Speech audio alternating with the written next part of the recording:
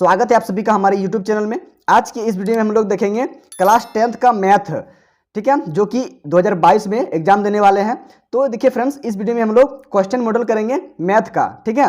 तो इसका set 1, set 2, set 3, set 4 मैंने ऑलरेडी अपलोड कर दिया है, ठीक है। ये सेट 5 है, इसको आज इस वीडियो में करेंगे, ठीक है। और ये टर्म 2 का है। तो देखिए यहाँ पर सेक्शन ए है, इसका देखिए यहाँ पहला क्वेश्चन है, बिंदुओं 2, 3 तथा 4, 1 के बीच की दूरी ज्ञात कीजिए। यहाँ पर दो बिंदु दिया है, अब इन दोनों बिंदुओं के बीच का जो दूरी है उसको ज्ञात करना है, ठीक है।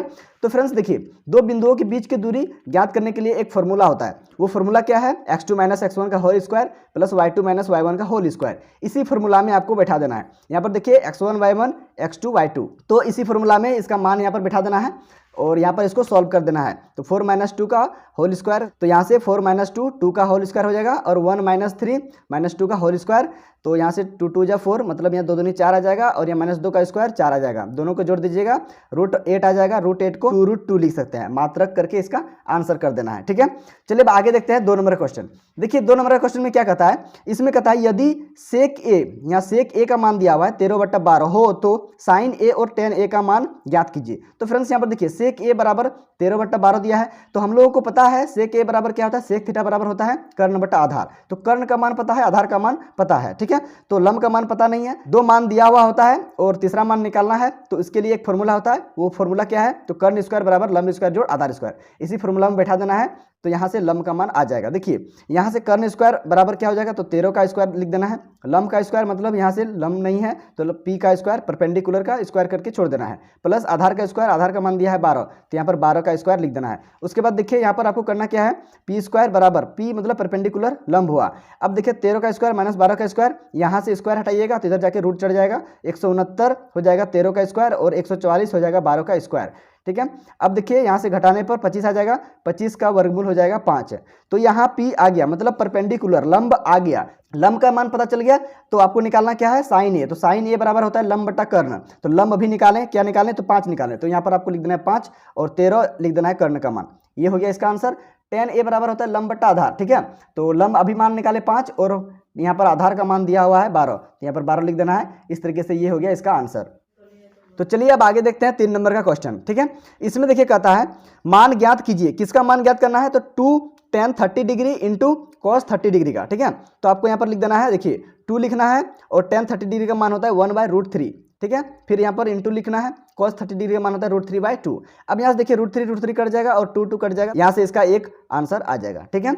चलिए अब आगे देखते हैं 4 नंबर का क्वेश्चन। देखिए इसमें क्या कहता है, cot 85 degree plus cos 75 degree को 0 डिग्री से 45 डिग्री वाले त्रिकोणमितीय अनुपातों के पदों में व्यक्त कीजिए। तो देखिए फ्रेंड्स, यहाँ पर कॉट 85 डिग्री लिखना है आपको, प्लस लिखना है कॉस 75 डिग्री यहाँ पर लिख लेना है, ठीक है।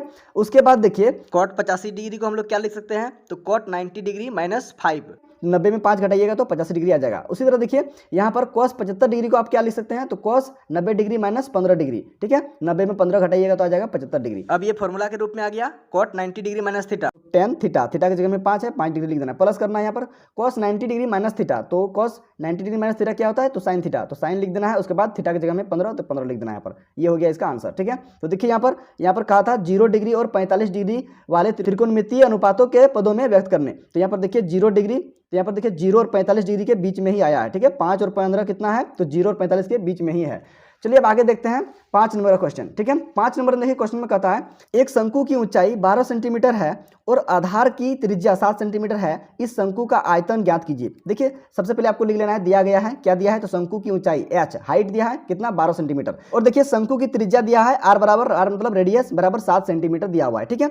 तो देखिए शंकु का आयतन क्या होता है, 1/3 पाई r स्क्वायर h, ठीक है। ये फॉर्मूला होता है शंकु का आयतन। अब देखिए इसमें आपको वैल्यू को रख देना है, बस आंसर आ जाएगा। देखिए 1/3 लिखना है और 22/7 पाई का मान रख देना है। r स्क्वायर का मतलब है r आपको 2 बार लिख देना है, ठीक है। r स्क्वायर का मतलब r 2 बार लिख दीजिए, 7 × 7। और यहाँ पर देखिए यहाँ पर हाइट जो है, ऊंचाई दिया हुआ है शंकु का 12 सेंटीमीटर, यहाँ पर 12 लिख देना है। अब देखिए यहाँ पर 7 7 कट जाएगा और यहाँ से देखिए 3 चौके 12 यहाँ से कट जाएगा, तो 22 चौके यहाँ पर 88 आ जाएगा, और यहाँ पर 7 रह गया, तो इसको गुना कर देना है इसके साथ। यहाँ पर 88 और 7 को गुना करने पर 616 सेंटीमीटर क्यूब आ जाएगा। आप इसे नोट कर लीजिए, फिर बढ़ेंगे अगला क्वेश्चन की ओर।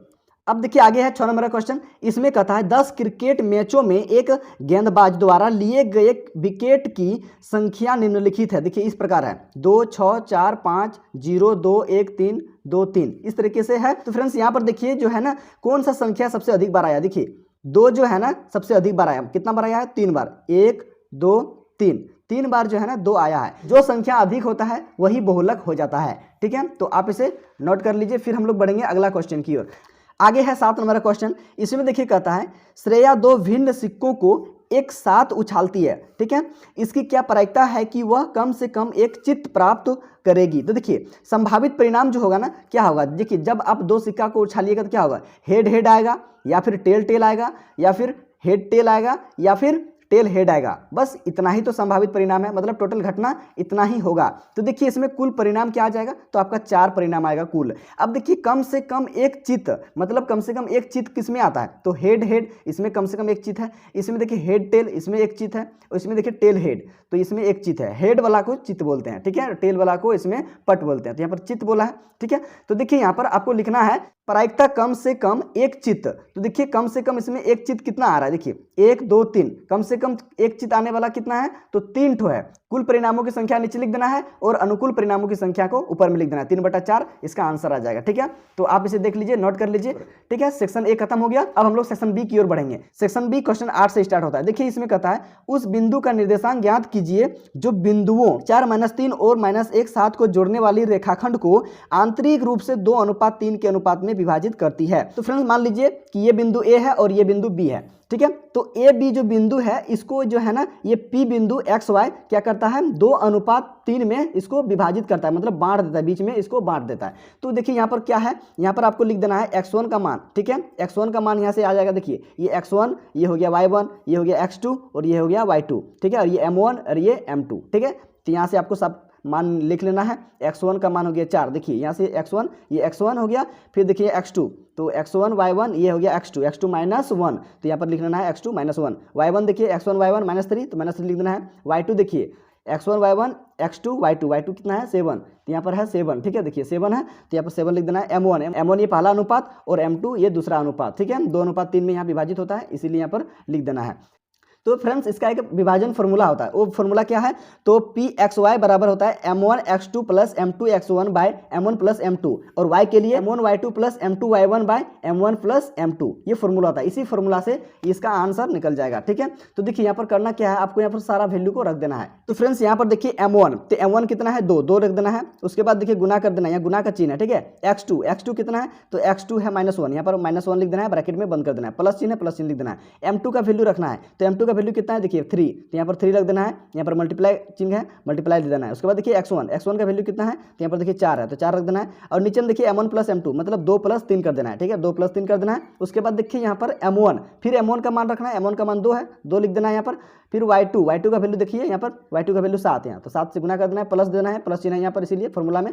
अब देखिए यहाँ पर m2 का वैल्यू खोजना है, तो m2 का वैल्यू कितना है 3 है, तो 3 लिख देना है। उसके बाद गुना कर देना है। उसके बाद y1 का वैल्यू कितना है, तो y1 का वैल्यू यहाँ पर खोज लेना है -3, तो -3 यहाँ ब्रैकेट रख देना है। ठीक है, उसके बाद देखिए नीचे में जो है m1 + m2 तो 2 + 3 कर देना है, यहाँ पर नीचे लिख देना है। उसके बाद देखिए इसको सॉल्व कर देना है। सिंपली देखिए 2 को 1 से गुना कीजिएगा तो कितना होगा 2, और इधर चिन्ह है माइनस, तो माइनस लगा देना है। यहाँ पर देखिए 4 × 12, इसको 12 लिख देना है। 3 2 5 नीचे जोड़ के नीचे लिख देना है। ठीक है, उसी तरह देखिए 7 दूनी 14 है, 14 लिख देना है। और 3 3 9, यहाँ प्लस माइनस, यहाँ माइनस हो जाएगा और नीचे में हो जाएगा 5। ठीक है, अब देखिए आगे इसको सॉल्व करते हैं। आगे सॉल्व कीजिएगा 10/5 आ जाएगा और 5/5 आएगा। यहाँ से कट जाएगा 5 दूनी 10 मतलब 2 आ जाएगा, और यहाँ 5 5 कट जाएगा तो 1 आ जाएगा। तो अतः P बिंदु जो है ना कितना हो जाएगा 2 और 1, ये हो गया इसका आंसर। ठीक है, तो आप इसे देख लीजिए, नोट कर लीजिए। तो चलिए अब आगे देखते हैं 9 नंबर का प्रश्न।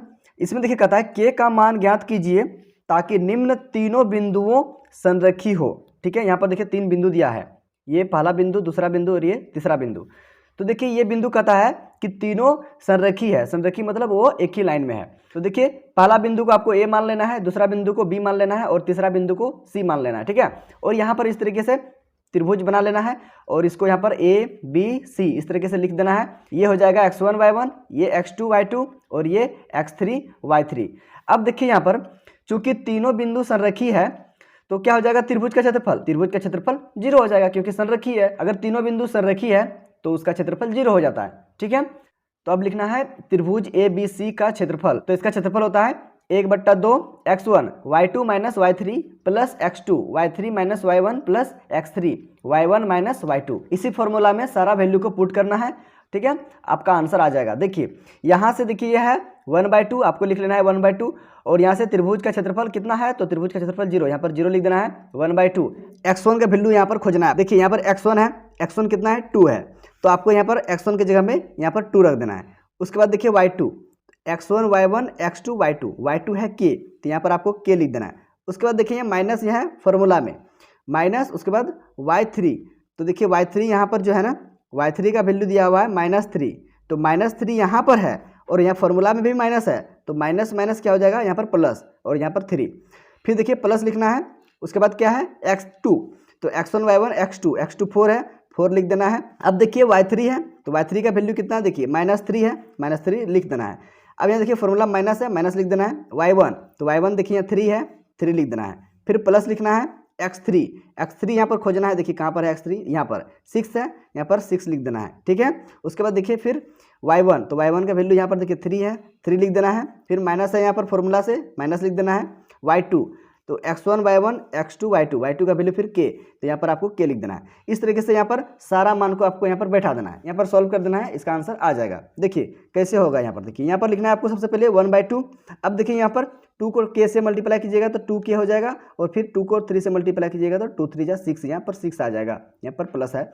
अब देखिए +4 आ जाएगा, -3 -6 हो जाएगा, प्लस हो जाएगा यहाँ पर देखिए 6 3 जा 18, और 6k यहाँ से मल्टीप्लाई होके प्लस माइनस यहाँ पर माइनस हो जाएगा। अब आगे देखिए यहाँ पर 1/2 लिखना है, फिर 2k -6k, ठीक है, ये -6k लिख देना है। यहाँ पर 18 और 6 को ऐड करने पर 24 आ जाएगा, और माइनस यहाँ पर 24 कट के 0 हो जाएगा। अब यहाँ पर देखिए 6k में 2k माइनस कर दीजिएगा तो -4k आ जाएगा, तो -4k को कट कर दीजिएगा 2 से, तो यहाँ पर -2k आ जाएगा। यहाँ से अगर k को फ्री कीजिएगा तो -2 चल जाएगा 0 के नीचे, तो यहाँ से k का वैल्यू आ जाएगा 0। इस तरीके से त्रिभुज ABC का जो क्षेत्रफल निकलेगा वो क्या हो जाएगा, तो 0 हो जाएगा, ठीक है। तो आप इसे नोट कर लीजिए।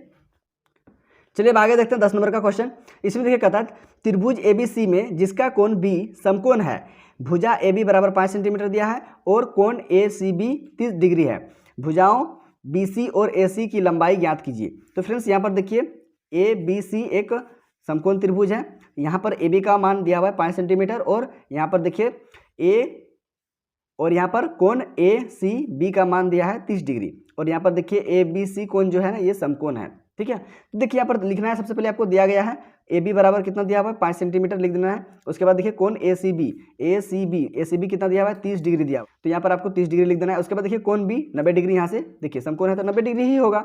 अब देखिए यहाँ से क्या होगा, देखिए आपको मान यहाँ पर निकालना है किसका, तो यहाँ पर निकालना है आपका AC, ठीक है। AC की लंबाई ज्ञात करने बोला है, तो AC का निकालने के लिए क्या करना पड़ेगा, देखिए इस थीटा की मदद से और इस भुजा की मदद से हम लोग इस भुजा का मान निकालेंगे, मतलब BC का मान हम लोग निकाल लेंगे, ठीक है। कैसे, तो देखिए ये भुजा लंब हो जाएगा और ये भुजा आधार हो जाएगा, तो लंब बटा आधार क्या होता है, तो tan में होता है। किस में होता है, tan में। तो आपको यहाँ पर लिख देना है tan 30 डिग्री, तो देखिए AB बट्टा BC मतलब लंब बट्टा आधार, यहाँ पर लिख देना है लंब बटे आधार हो जाएगा।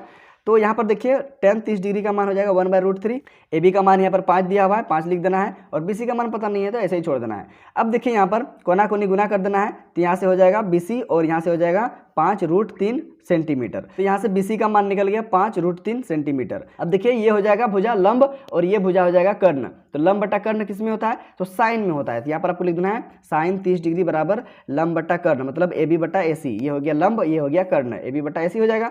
अब यहाँ पर आपको वैल्यू को रख देना है, देखिए साइन 30 डिग्री का मान होता है 1/2, ठीक है, और AB का मान यहाँ पर आपको AB का मान यहाँ पर 5 दिया हुआ है, तो यहाँ पर आपको लिख देना है 5 सेंटीमीटर, ठीक है। उसके बाद देखिए यहाँ पर नीचे AC का मान यहाँ पर पता नहीं है। अब यहाँ पर कोना कोनी गुना कर दीजिएगा, AC आ जाएगा, AC बराबर 5 दूनी 10 सेंटीमीटर, इसका आंसर आ जाएगा, जो कि हम लोग को कहा था कि AC का मान निकालने, इस तरीके से आंसर इसका हो जाएगा।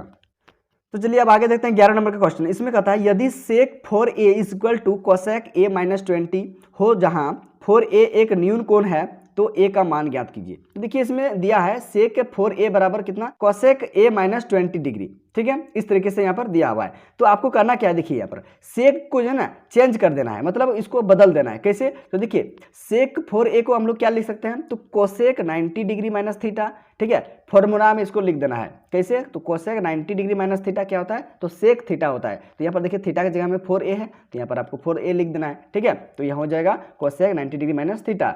अब देखिए यहाँ पर जो है ना राइट हैंड साइड में, मतलब दाहिना तरफ जैसा का तैसा आपको लिख के छोड़ देना है। अब यहाँ पर देखिए ये कोसेक से कोसेक कट जाएगा, बचेगा क्या, 90 माइनस 4a बराबर इधर हो जाएगा a माइनस 20, ठीक है, a माइनस 20 डिग्री यहाँ से आ जाएगा।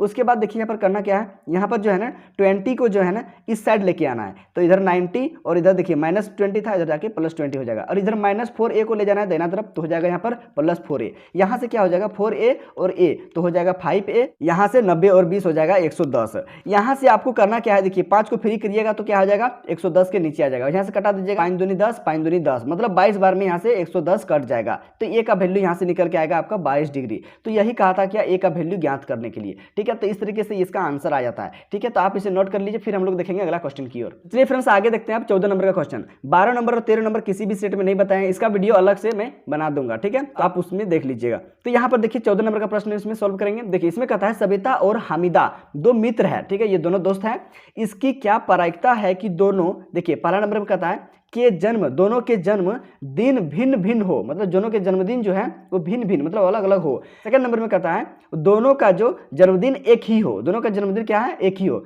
अब इसमें कहता है लीप वर्ष को छोड़ते हुए, इसमें कहा है कि लीप वर्ष को छोड़ देना है। तो देखिए आपको यहाँ पर लिखना है, चूंकि सविता और हमीदा दोनों का जन्मदिन वर्ष के 365 दिनों में से किसी भी दिन हो सकता है, ठीक है, यहाँ पर लीप ईयर को छोड़ देना है, 365 दिन वाला को लेना है, ठीक है। तो यहाँ पर देखिए कुल संभावित परिणामों की संख्या 365 हो जाएगा। तो फ्रेंड्स यहाँ पर ध्यान दीजिएगा, तो 365 दिन का जो साल होता है, उस साल भर में किसी एक दिन ही तो है जो कि वो दोनों जन्म लिया होगा, बाकी दिन तो उन्होंने जन्म नहीं लिया होगा, मतलब वो भिन्न भिन्न होगा। तो यहाँ पर लिखना है यदि दोनों का जन्मदिन भिन्न भिन्न हो तो परिणामों की संख्या क्या हो जाएगा, तो 365 में एक घटा देना है। एक क्यों घटाना है, तो वे दोनों उसी दिन जन्म लिया है जो कि वो मिलता है, तो बचा क्या 364 दिन। तो ये 364 क्या हो जाएगा, दोनों का जन्मदिन भिन्न भिन्न होगा। तो इस तरीके से आपको यहाँ पर लिख देना है प्रायिकता दोनों के जन्मदिन भिन्न भिन्न हो, तो लिख देना है टोटल कितना होगा 365 और भिन्न भिन्न क्या हो गया, तो 364। ये हो गया इसका आंसर। अब देखिए आगे का 2 नंबर में कि यदि दोनों का जन्म एक ही हो तो क्या होगा, देखिए तो जन्म जो लिया है तो वो एक ही दिन में लिया होगा, तो ऐसा एक ही दिन है जो कि वो दोनों एक ही साथ जन्म लिया है, तो वो एक ही दिन आएगा। तो इसीलिए लिखना है प्रायिकता दोनों का जन्मदिन एक ही दिन हो, तो क्या हो जाएगा, टोटल लिखना है नीचे कुल परिणामों की संख्या 365 और अनुकूल परिणामों की संख्या 1, तो 1/365 हो जाएगा इसका आंसर, ठीक है। तो आप इसे नोट कर लीजिए। अब यहाँ से जो है ना सेक्शन बी खत्म हो गया। अब आगे हम लोग जो प्रश्न करेंगे वो सेक्शन सी का होगा। चलिए आगे देखते हैं 15 नंबर का प्रश्न। इसमें देखिए कहता है एक समतल जमीन पर खड़ी मीनार की छाया उस स्थिति में 40 मीटर अधिक लंबी हो जाती है जबकि सूर्य का उन्नतांश 60 डिग्री से घटकर 30 डिग्री हो जाता है। मीनार की ऊंचाई ज्ञात कीजिए। ये खंबा है, जमीन पर खड़ा है, तो यहाँ पर देखिए सूर्य है, यहाँ पर जो रोशनी पड़ने पर इस खंभा पर, अब देखिए ये जो 60 डिग्री का जो कोण बन रहा है ये घटकर कितना हो जाता है 30 डिग्री। जैसे ही ये घटकर 30 डिग्री हो जाता है, इसका लंबाई जो है ना यहाँ से इसका दूरी, तो इसका लंबाई यहाँ से यहाँ तक जो छाया का लंबाई है वो 40 मीटर बढ़ जाता है। इसका मतलब यहाँ से पता नहीं है और यहाँ से यहाँ पता है, ठीक है, यहाँ से यहाँ पता है कितना, तो 40 मीटर अधिक हो जाता है। कब, जब 60 डिग्री कोण से घटकर 30 डिग्री कोण हो जाता है तब। तो यहाँ से हम लोग पता नहीं है तो इसको हम लोग मान लेंगे x में इसमें 40 क्या हो गया, बढ़ गया, तो यह टोटल कितना हो गया, यहाँ से यहाँ इसका लंबाई दूरी x + 40। तो आपको यहाँ पर लिख देना है, दिया गया है सबसे पहले यह लिखना है क्या, कोण C बराबर 60 डिग्री। यहाँ पर देखिए कोण C बराबर 60 डिग्री दिया हुआ है और कोण D जो है ना 30 डिग्री, यहाँ से कोण D 30 डिग्री, ठीक है। अब देखिए आपको यहाँ पर मान लेना है, माना मीनार की ऊंचाई AB बराबर कितना हो जाएगा h मीटर, ठीक है। हमें यहाँ पता नहीं है मीनार का ऊंचाई क्या है तो h मीटर मान लेते हैं, तथा BC जो है ना x मीटर। देखिए यहाँ BC जो है ये BC कितना हो जाएगा x मीटर, क्योंकि ये भी मालूम नहीं है तो इसको हम लोग क्या करेंगे x मीटर इसको मान लेंगे। अब देखिए BD बराबर BC + CD, ये जो BD जो है क्या हो जाएगा BC + CD, मतलब ये दोनों को जोड़ने पर यह आ जाएगा BD। तो देखिए यहाँ BC का मान क्या है, तो BC का मान हम लोग x मान लिए, तो x प्लस ये हो जाएगा CD। CD क्या है? तो CD का यहाँ तो पता है, CD कितना है 40, तो यहाँ पर लिख देना है 40। तो यहाँ से BD आ गया आपका x + 40। अब देखिए त्रिभुज ABC में, तो त्रिभुज ABC मतलब ये छोटा वाला हम देखना है, तो हम लोग यहाँ पर क्या करेंगे, इस थीटा और इस भुजा की मदद से ये AB वाला भुजा इसका मान निकालेंगे। देखिए कैसे निकालते हैं। तो इसको करना क्या, देखिए इसको लंब और इसको आधार बोलेंगे। तो लंब बटे आधार किस में आता है? तो tan में आता है। तो tan 60 डिग्री, तो tan 60 डिग्री बराबर क्या होगा? लंब बटा आधार, मतलब AB बटा BC, लंब बटा आधार हो गया। तो यहाँ पर देखिए आपको करना क्या है, देखिए tan 60 डिग्री बराबर आ जाएगा √3, और यहाँ पर AB का मान तो यहाँ पर हम लोग मान लिए हैं, ठीक है। AB का मान पता नहीं है, AB का मान यहाँ तो h है, ठीक है, h है, तो यहाँ पर आपको लिख देना है h, और यहाँ पर नीचे में x, BC का मान पता नहीं है, इसको हम लोग माने x, तो यहाँ पर आपको लिख देना है x। अब कोना कोनी गुना कर देना है, h बराबर आ जाएगा √3x, इसको मान लेना है समीकरण 1। अब देखिए चलिए आगे देखते हैं कि त्रिभुज ABD में, ठीक है, तो देखिए त्रिभुज ABD कहाँ है? त्रिभुज ABD मतलब ये बड़ा वाला देखना है त्रिभुज में, ठीक है, बड़ा वाला समकोण त्रिभुज में। तो इसमें देखिए इसमें भी वही करेंगे, लंब बट्टा आधार, ठीक है, यहाँ लंब बट्टा आधार से हम लोग ले लेंगे। तो इसमें देखिए क्या हो जाएगा, tan थीटा, तो tan थीटा यहाँ पर थीटा है 30 डिग्री, तो देखिए यहाँ पर थीटा है 30 डिग्री, तो यहाँ पर आपको 30 डिग्री लेना है। tan 30 डिग्री बराबर हो जाएगा AB बट्टा BD, मतलब लंब बट्टा आधार। तो यहाँ से देखिए tan 30 डिग्री का मान होता है 1/√3। अब देखिए यहाँ AB बट्टा BD, तो AB का मान अभी हम लोग निकालें h, ठीक है, AB h ही है, हाइट है, ऊंचाई है मीनार का, तो ये कितना निकला √3x, तो यहाँ पर आपको लिख देना है √3x। और नीचे देखिए BD, तो BD का मान क्या है, देखिए B और D, तो B और D को हम लोग क्या लिए हैं, तो x + 40, ठीक है, तो यहाँ पर लिख देना है x + 40। अब यहाँ कोना कोनी गुना कर देना है, तो आ जाएगा x + 40 बराबर √3 × √3x। अब यहाँ देखिए 40 को फ्री कीजिएगा तो x चल जाएगा दाहिना तरफ, मतलब -x हो जाएगा। यहाँ पर 40 बराबर हो जाएगा 3x में 1x घट जाएगा तो हो जाएगा 2x। अब यहाँ पर देखिए x को फ्री कीजिएगा तो 40/2 आ जाएगा, इसका आंसर x बराबर 20 आ जाएगा, ठीक है। अब यहाँ देखिए x का मान समीकरण 1 में रखने पर, तो यहाँ पर देखिए h बराबर क्या हो जाएगा, समीकरण 1 में h बराबर क्या है, √3x। तो x का मान हम लोग को पता चल गया कितना, 20, तो यहाँ पर रख देना है √3 × 20, तो क्या आ जाएगा, देखिए 20 √3 मीटर आ जाएगा, ये h, ये मीनार का ऊंचाई ये आ गया, ठीक है। तो आप इसे नोट कर लीजिए, फिर हम लोग बढ़ेंगे अगला क्वेश्चन की ओर। अब आगे हम लोग देखेंगे 16 नंबर का क्वेश्चन। इसमें देखिए कहता है भुजा 5 सेंटीमीटर वाले एक घनाकार ब्लॉक के ऊपर 4.2 सेंटीमीटर व्यास वाला एक अर्धगोला रखा हुआ है, इस प्रकार बने ठोस का पृष्ठीय क्षेत्रफल ज्ञात कीजिए। तो चलिए इसको हम लोग सॉल्व करते हैं। तो देखिए फ्रेंड्स यहाँ पर जो है ना, ये घनाकार ब्लॉक जो है ना, इस तरीके से एक डब्बा है, ठीक है, समझ जाइए एक डब्बा है। इस डब्बा के ऊपर में मान लीजिए यहाँ पर कटोरी रखा हुआ है। कटोरी कैसे रहता है, तो अर्धगोला जैसा रहता है ना, उसी तरह। तो देखिए यहाँ पर ये ब्लॉक है, ठीक है, ये ब्लॉक के ऊपर में एक अर्धगोला रखा हुआ है। तो सबसे पहले आपको क्या करना है, लिखना है, आपको दिया गया है क्या, तो घनाकार ब्लॉक का भुजा, तो यहाँ पर देखिए इस भुजा का मान यहाँ पर दिया हुआ है। तो घनाकार ब्लॉक का भुजा का मान दिया 5 सेंटीमीटर। उसके बाद देखिए अर्धगोले का व्यास, इसका व्यास दिया हुआ है 4.2 सेंटीमीटर। तो यहाँ से अर्धगोले का त्रिज्या निकाल लीजिए, कितना, तो d/2 हो जाएगा 4.2/2, यह आ जाएगा 2.1 सेंटीमीटर, क्या आ जाएगा, तो अर्धगोले का त्रिज्या यहाँ से निकल के आ जाएगा। अभी आगे जरूरत पड़ेगा, इसलिए यहाँ पर त्रिज्या को निकाल लेना है। अब आगे देखिए, तो ठोस का पृष्ठीय क्षेत्रफल निकालने के लिए क्या करना पड़ेगा, तो इस घनाकार ब्लॉक जो है ना, इस घनाकार ब्लॉक का क्षेत्रफल निकालना पड़ेगा, पृष्ठीय क्षेत्रफल। उसके बाद क्या करना पड़ेगा, यहाँ पर जो है ना, इस कटोरी का मतलब ये अर्धगोले का पृष्ठीय क्षेत्रफल, दोनों का निकाल के दोनों को जोड़ देना है, ठीक है। उसके बाद देखिए यहाँ पर मेन पॉइंट क्या आता है, यहाँ पर जो है ना, जो भाग दिखता है उसको बोलते हैं पृष्ठीय क्षेत्रफल। तो यहाँ पर देखिए ये भाग पूरा दिख रहा है, ये भाग पूरा दिख रहा है, तो मतलब ये पृष्ठीय क्षेत्रफल निकल रहा है।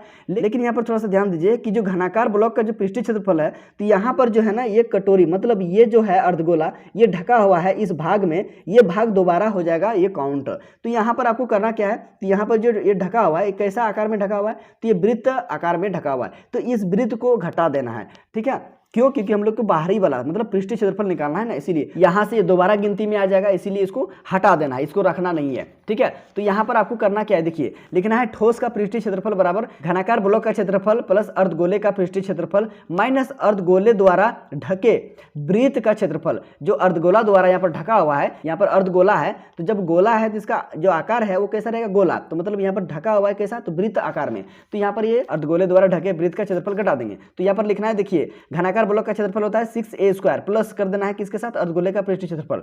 तो अर्धगोले का पृष्ठीय क्षेत्रफल होता है 2πr², इसमें माइनस कर देना है किसका, अर्धगोले द्वारा ढके वृत्त का क्षेत्रफल, मतलब वृत्त का क्षेत्रफल का मतलब πr² इसमें माइनस कर देना है। तो देखिए यहाँ से 6a² को रहने देना है, 2πr² मतलब 2 πr² में 1 πr² घट जाएगा तो बचेगा 1 πr², ठीक है। तो यहाँ से आपको सारा वैल्यू को पुट कर देना है, इसका आंसर निकल के आ जाएगा। तो देखिए सबसे पहले करना क्या है, 6 लिखना है यहाँ पर, ठीक है। उसके बाद देखिए a² मतलब a का वैल्यू दिया हुआ है, मतलब भुजा का मान 5 दिया हुआ है, तो भुजा का मान 2 बार लिख देना है, ठीक है। ए स्क्वायर है इसलिए 2 बार लिख देना है, पाई का मान 22/7 लिख देना है। उसके बाद आर का मान दिया हुआ है 2.1, तो 2.1 2 बार लिख देना है क्योंकि यहाँ पर आर स्क्वायर है इसीलिए। उसके बाद देखिए यहाँ से इसको सॉल्व कर देना है। कैसे सॉल्व कीजिएगा, देखिए यहाँ से दशमलव हटाइएगा तो नीचे 10 आएगा, फिर यहाँ से दशमलव हटाइएगा तो यहाँ 10 आएगा। अब देखिए यहाँ पर 2 पंचे 10 और यहाँ पर देखिए 11 दूनी 22, मतलब 2 से दोनों को कटा देना है। उसके बाद यहाँ देखिए यहाँ पर 7 तिया 21, 3 बार में ये 21 कट जाएगा। उसके बाद देखिए 11 तिया 33 आ जाएगा, यहाँ पर आपको 33 लिख देना है। 21 यहाँ पर बचा हुआ है 21 लिख देना है, और यहाँ पर 10 5 50 नीचे 50 लिख देना है। और यहाँ पर देखिए 6 पंचे 30 हो जाएगा और यहाँ पर 5 आ जाएगा, ठीक है। अब आगे देखिए यहाँ पर 30 को 5 से गुना कीजिएगा तो 150 आ जाएगा, और यहाँ पर देखिए 33 को 21 से गुना कीजिएगा तो आ जाएगा 693 ऊपर में, और नीचे 50 है तो 50 जैसा का तैसा उसको लिख देना है। अब देखिए यहाँ पर एलसीएम ले लेना है, 50 नीचे लिख देना है, इसके नीचे कुछ नहीं है तो यहाँ पर 1 है क्या नहीं। अब ये 50 और 1 का एलसीएम आ जाएगा 50, 1 का पड़ा कितना बार में 50, तो 50 बार में 50 को ले जाकर ऊपर में गुना कीजिएगा तो यहाँ पर 7500 आ जाएगा, ठीक है। अब देखिए यहाँ पर क्या करना है, इधर से 50 का 50 ऊपर में 693 आ जाएगा। अब इसको जोड़ दीजिएगा दोनों, तो 8193 आ जाएगा और बट्टा में 50, तो 8193 को 50 से भाग दीजिएगा तो 163.86 सेंटीमीटर स्क्वायर आ जाएगा इसका आंसर, ठीक है। तो आप इसे देख लीजिए, नोट कर लीजिए, फिर हम लोग बढ़ेंगे अगला क्वेश्चन की ओर। आगे है 17 नंबर का प्रश्न। इसमें देखिए कहता है एक गोलाकार कांच के बर्तन की एक बेलन के आकार की गर्दन है जिसकी लंबाई 8 सेंटीमीटर है और व्यास 2 सेंटीमीटर है, जबकि गोलाकार भाग का व्यास 8.5 सेंटीमीटर है। इसमें भरे जा सकने वाले पानी की मात्रा मापकर एक बच्चे ने यह ज्ञात किया कि इस बर्तन का आयतन 345 सेंटीमीटर क्यूब है। जांच कीजिए कि उस बच्चे का उत्तर सही है या नहीं, यह मानते हुए कि उपरोक्त मापन आंतरिक मापन है। तो यहाँ पर देखिए फ्रेंड्स, यहाँ पर क्या कहता है, यहाँ पर एक गोलाकार कांच का बर्तन है, इसमें जो है ना एक बेलन आकार का ये गर्दन लगा हुआ है, ठीक है, जिसका लंबाई कितना है 8 सेंटीमीटर है और इसका व्यास दिया हुआ है 2 सेंटीमीटर, और यहाँ पर जो गोला है इस गोला का जो व्यास है यहाँ पर दिया है 8.5 सेंटीमीटर। अब कहता है इसमें भरा जाने वाला जो पानी है उसका मात्रा मापकर बताना है। एक बच्चा ने निकाला है तो उसका आंसर आया है 345 सेंटीमीटर क्यूब। अब आपको बताना है कि सही है या फिर गलत है। तो सबसे पहले आपको लिख लेना है दिया गया है, क्या दिया गया है यहाँ पर देखते जाइए और लिखते जाइए। गोलाकार भाग का व्यास, यहाँ पर देखिए गोलाकार जो है ना भाग का व्यास, तो उसको मान लेना है D1, ठीक है, 8.5 सेंटीमीटर है। अब देखिए गोलाकार भाग का त्रिज्या आप यहाँ से निकाल सकते हैं, कैसे, तो इसको 2 से भाग लगा दीजिएगा तो आ जाएगा 4.1 क्या आ जाएगा, तो त्रिज्या आ जाएगा किसका, तो गोलाकार ये भाग का जो त्रिज्या है ये आ जाएगा 4.1 सेंटीमीटर। अब आगे आपको लिखना है बेलनाकार गर्दन की ऊंचाई। यहाँ पर देखिए ये बेलनाकार टाइप का जो गर्दन लगा हुआ है यहाँ पर गोला बर्तन में, तो ये कितना है इसका ऊंचाई, तो ऊंचाई दिया हुआ है 8 सेंटीमीटर, आपको लिख देना है यहाँ पर ऊंचाई 8 सेंटीमीटर। बेलनाकार गर्दन की व्यास है, यहाँ पर देखिए बेलनाकार गर्दन का व्यास भी दिया हुआ है, कितना सेंटीमीटर दिया हुआ है 2 सेंटीमीटर, तो आपको यहाँ पर लिख देना है बेलनाकार गर्दन का व्यास D2 मान लेना है, क्योंकि यहाँ पर एक बार हम लोग व्यास लिख चुके हैं इसके लिए गोलाकार बर्तन के लिए, ठीक है। तो यहाँ पर देखिए यहाँ पर D2 इक्वल टू क्या हो जाएगा 2 सेंटीमीटर, क्या, तो बेलनाकार गर्दन का व्यास है, ठीक है, ये 2 सेंटीमीटर दिया हुआ है इसका व्यास। अब आगे देखिए बेलनाकार गर्दन की त्रिज्या भी हम लोग निकाल सकते हैं, कैसे, D2/2 कर देंगे, मतलब ये व्यास को 2 से भाग लगा देंगे तो कितना हो जाएगा 2/2, ये 1 सेंटीमीटर आ जाएगा, क्या, ये गर्दन का ये त्रिज्या आ जाएगा, ठीक है, ये बेलनाकार गर्दन का त्रिज्या आ जाएगा 1 सेंटीमीटर। अब आगे आपको लिखना है यहाँ पर कांच के बर्तन में भरे जा सकने वाली पानी का आयतन बराबर गोले का आयतन प्लस बेलन का आयतन। ध्यान दीजिए यहाँ पर ये जो है ना 2 चीज यहाँ पर दिया हुआ है, यहाँ पर देखिए एक बेलन है और यहाँ पर एक गोला है, दोनों का आयतन निकाल के इसको जोड़ देना है, बस हो जाएगा इसका आंसर। तो यहाँ पर देखिए सबसे पहले आपको लिखना क्या है, गोले का आयतन प्लस बेलन का आयतन, यहाँ क्या हो जाएगा, गोले का आयतन 4/3 πr1 क्यूब कर देना है, ठीक है। अब आगे देखिए प्लस बेलन का आयतन क्या हो जाएगा πr2 का स्क्वायर h। तो यहाँ से देखिए यहाँ पर जो है ना पाई कॉमन है, देखिए यहाँ पर देखिए दोनों में पाई कॉमन नजर आ रहा है, यहाँ से पाई कॉमन कर लीजिए, तो देखिए यहाँ पर बचा क्या 4/3 r1 क्यूब हो गया। उसके बाद देखिए यहाँ पर जो है ना R2 का स्क्वायर h ये बच गया इसमें। अब देखिए यहाँ पर वैल्यू रख देना है, तो यहाँ पर पाई का मान रख देना है 3.14। उसके बाद देखिए यहाँ पर 3/4 है, 3/4 लिख देना है। यहाँ से देखिए R1 का क्यूब करना है, मतलब D/2 3 बार लिख देना है, मतलब D/2 का मतलब हुआ R1, ठीक है, R1 का क्यूब कर देना है। R2 का स्क्वायर मतलब बेलन का त्रिज्या, ठीक है, तो बेलन का त्रिज्या क्या हो जाएगा 1, तो बेलन का त्रिज्या 1 दिया हुआ है, 2 बार 1 लिख देना है। उसके बाद गुना हाइट इसका कितना है 8, तो यहाँ पर 8 लिख देना है। अब देखिए यहाँ पर सॉल्व करना है, यहाँ से 2 से 2 दूनी 4 और फिर 2 से 2 कट जाएगा यहाँ पर, ठीक है। तो यहाँ पर देखिए ऊपर इसको गुना करने पर आ जाएगा 614.125, यहाँ से गुना करने पर ये आ जाएगा, नीचे में 2 तिया 6, यहाँ 6 आ जाएगा और प्लस का इधर आ जाएगा 8। अब देखिए इसको आगे आपको सॉल्व कर लेना है, देखिए यहाँ पर इसको जोड़िएगा तो आ जाएगा 662.125। उसके बाद देखिए यहाँ से 3 से कटाइएगा यहाँ से तो 3 दूनी 6 और 2 से यहाँ से कटेगा तो 1.57 आ जाएगा। उसके बाद देखिए यहाँ पर इन दोनों को मल्टीप्लाई करने पर मतलब गुना करने पर इतना आ जाएगा। उसके बाद 3 से भाग दीजिएगा तो आ जाएगा 346.51 सेंटीमीटर क्यूब। तो यहाँ पर देखिए आपको लिखना है अतः बच्चे द्वारा ज्ञात मान सही नहीं है। ठीक है, बच्चा कितना निकाला था 345 सेंटीमीटर क्यूब और यहाँ पर आया कितना 346.51 सेंटीमीटर क्यूब। तो जो बच्चा है वो क्या था, वो गलत निकाला था आंसर। तो इस तरीके से ये सॉल्व हो गया, इसे नोट कर लीजिए। अब बढ़ेंगे अगला क्वेश्चन की ओर।